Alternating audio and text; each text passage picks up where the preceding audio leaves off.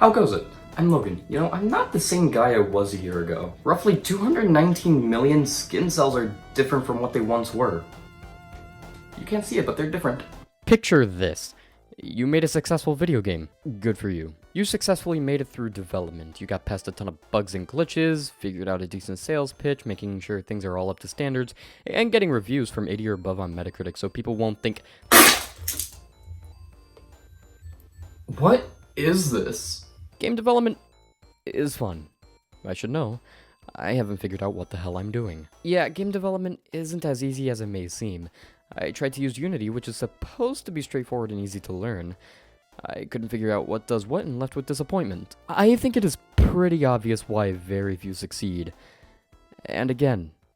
And again. And again. And again. And again. And again. And again. And again. And again. And again. And again. And again. There was a time when video game releases were more surprising. A time when an announcement of a sequel was a shock, rather than an expectation. If you release a new game in the same series every year, good for you. I don't want to be alone in the same room as you, but I'm not gonna say horrendous things to you just because you do. I don't like yearly releases. Developers will eventually get burnt out, consumers will get bored of a series. They have shorter development cycles, which can lead to it being unpolished and an overall bad experience. But why do they do it? Money! Long gone are the days that games belonged to a small cult of followers. Now the industry is one of the largest entertainment businesses in the world, and appealing to a wide range of demographics. With this in mind, developers and publishers have, in recent years, changed their products' development pipelines and marketing approaches to generate more income in order to profit and support this growing demand in the industry. For worse. Now, yearly releases fall into three categories.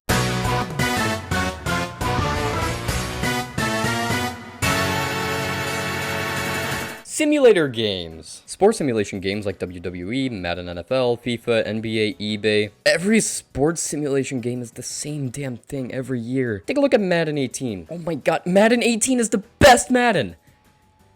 You've been looking at footage of Madden 16 that entire sentence. Almost nothing is changed about these games each year. The only difference is, nobody's gonna notice. Sure, you may get a few more characters or something, but overall, it's the same damn game. Farming Simulator is another simulation game I see everywhere. The game starts by telling you nothing. I didn't know what the tutorial was trying to tell me, so I just gave up. That doesn't matter, I can do whatever I want here. No rules, no laws to abide by, nothing. You can create your own character. This is the best. So first you're supposed to go to your harvester. I had no idea what that was, so I just wandered around until I eventually figured out what it was. So now I attach the thing, do a thing, and it does a thing. Great. The game stopped me in this giant green circle. I mean, a mess. So once I finish that, I'll go back to wandering, not knowing what I'm supposed to do. Well, what better things to do other than theft? Nothing can stop me! But that can.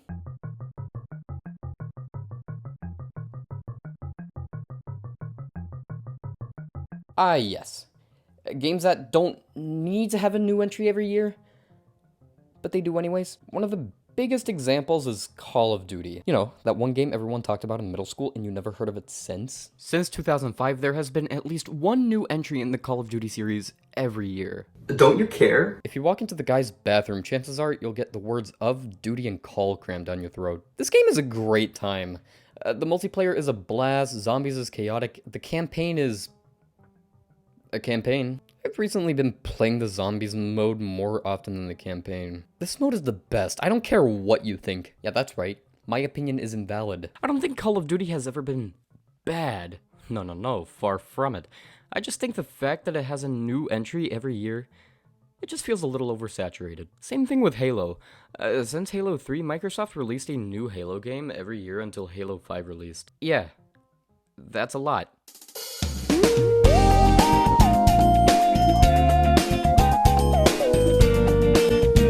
You know Mario, right? You know, Red Luigi. Why would you go without Mario for a year? Between 2009 and 2013, we got this fun timeline. People were getting sick of Mario around this time.